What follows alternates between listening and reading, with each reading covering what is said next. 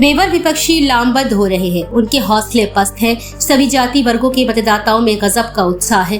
सनातन धर्म की रक्षा करने मर्यादा पुरुषोत्तम भगवान राम अयोध्या में ऐतिहासिक भव्य मंदिर निर्माण को लेकर युवा वृद्ध महिलाएं अपने एक वोट की आहुति डालकर प्रधानमंत्री जी का आभार प्रकट करने को आतुर है।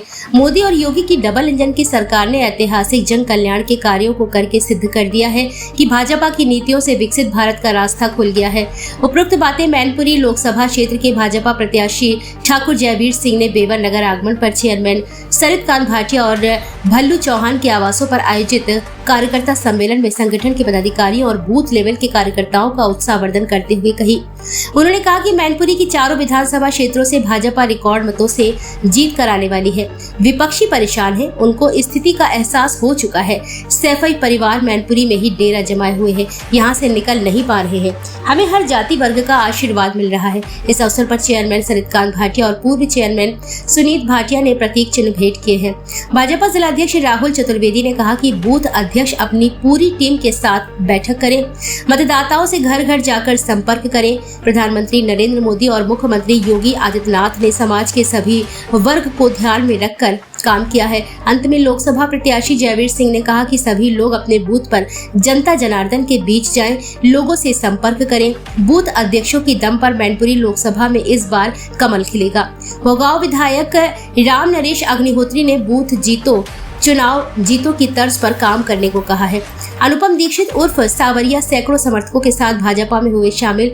भाजपा प्रत्याशी ठाकुर जयवीर सिंह के किशनपुर गड़िया आगमन पर अनुपम दीक्षित उर्फ सावरिया सैकड़ों समर्थकों के साथ भाजपा में शामिल हो गए हैं। वे बीएसपी प्रत्याशी के रूप में चेयरमैन पद के लिए चुनाव लड़ चुके हैं। उनको ठाकुर जयवीर सिंह ने राम नवमी कमल निशान छपा दुपट्टा पहनाकर भाजपा में शामिल करने की घोषणा की है। जिलाध्यक्ष राहुल चतुर्वेदी, उपाध्यक्ष आलोक गुप्ता, अरविंद तोमर, प्रदीप सिंह चौहान, सुमित सिकरवार आदि लोग मौजूद रहे। बेवर से भूषण दीक्षित की रिपोर्ट।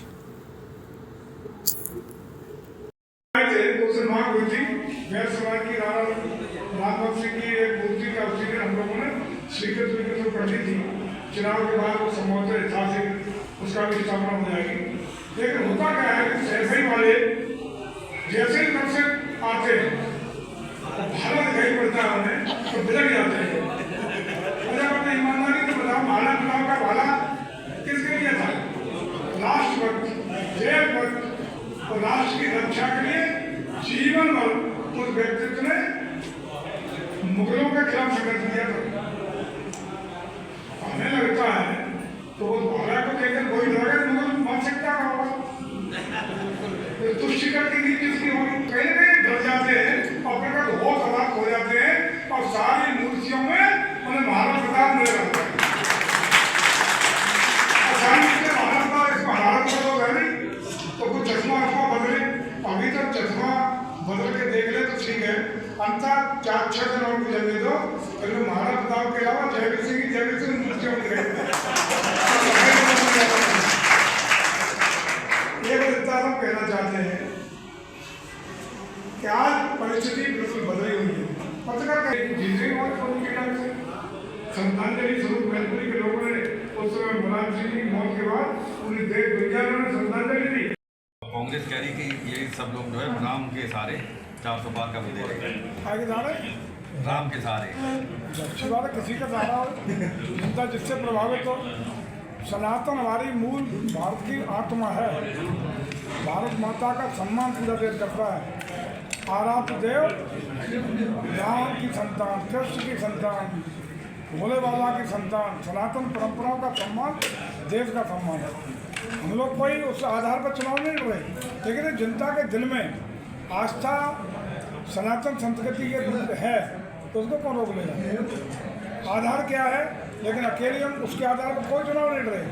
हमारा आधार है मोदी जी के नेतृत्व में पिछले 10 साल में गांव के गरीब से लेके, महिला से लेके, किसान से लेके, नौजवान से लेके सभी के हितों के लिए किए गए कार्य, सबका साथ सबका विकास, देश का बढ़ता हुआ इंफ्रास्ट्रक्चर, देश का बढ़ता हुआ दुनिया में संदेश, देश की बढ़ती हुई मजबूत आर्थिकी, देश की सामरिक ताकत, और देश में जिस तरीके से भ्रष्टाचार के खिलाफ मोदी जी की मुहिम, इसलिए जनता को विश्वास है कि मोदी जी के हाथों में हमारा देश सुरक्षित है, हमारे हित सुरक्षित है, हमारा बच्चों का भविष्य सुरक्षित है। इसलिए अब पूरे देश की जनता मोदी जी की गारंटी मांगते हुए रामनवमी है, लेकिन प्रोफेसर राम गोपाल यादव ने कहा है कि मैं ये पाखंड वगैरह नहीं करता।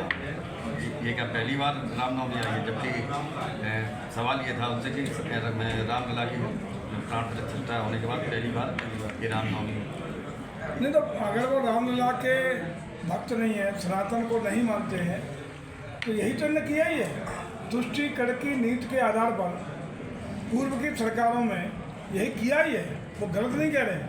उन्होंने राम भक्तों पर गोली चलवाई, कारसेर को गोली चलवाई, कांवड़ यात्रा पर रोक लगाई, और यहाँ तक नहीं रुके।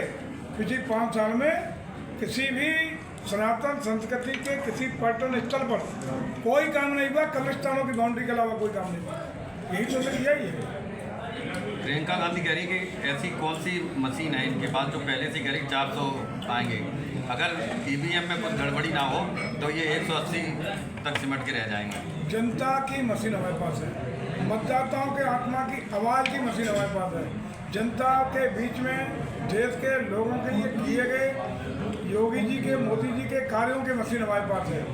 हमारे किए गए कार्य, सरकार की उपलब्धियाँ, 7 साल की प्रदेश सरकार की उपलब्धियाँ, 10 साल की आदरणीय मोदी जी की उपलब्धियों के आधार पर हम ये सुनिश्चित करके कह रहे हैं कि हम यूपी की 80 की 80 जीतेंगे और देश में इस बार 400 पार करने का काम करेंगे।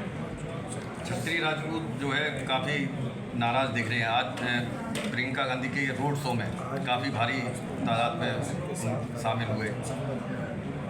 ये कहीं किसी एक गांव के लोग, कहीं किसी को कोई पट्टी लगी थी क्या? वो राजपूत थे, छत्ती पट्टी लगी थी क्या उन पर? सब पगड़ी बांधे हुए थे। पगड़ी तो किसी का यहाँ रख दो टोपा। नहीं, मामला तो पगड़ी से ही उछला है। पगड़ी से क्या होता है? किसी के किराए के लेके लाकर पगड़ी रख दो चालू। कभी भी छत्री अगुवाई करता है भाजपा के लिए, अभी से नहीं, ट्रेडिशनली। हमारा छत्तीस समाज हमेशा भारतीय जनता पार्टी के साथ था, भारतीय जनता पार्टी के साथ है और भाजपा के साथ पूरी ताकत के साथ न सिर्फ रहेगा बल्कि हर चुनाव में अपना नैतिक और व्यक्तिगत सीधा सहयोग और नेतृत्व देने का काम करना है। आपने 96 के इलेक्शन का जिक्र किया, क्या इस बार भी जिस तरीके का वो कांटे का मुकाबला हुआ था, क्या वैसा ही माहौल? इस बार कोई कांटे का नहीं होगा, इस बार एक तरफा होगा, कमल खिलेगा, भगवा लहराएगा। और अभी तो कांटे का मुकाबला भी दिख रहा है। 4 दिन बाद आटा काटा साहब सेवई वाले बंडप होकर भाग जाएंगे।